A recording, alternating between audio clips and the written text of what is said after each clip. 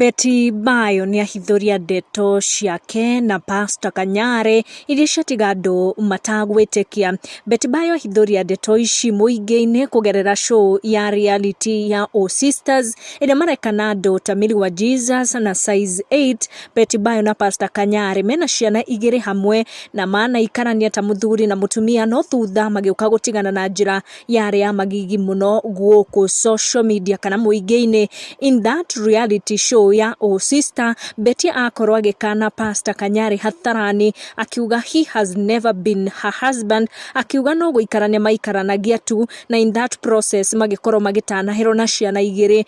Ni aruta mukana mururu muno kuri andu kumakania kumwita ex-wife wa Pastor KANYARI.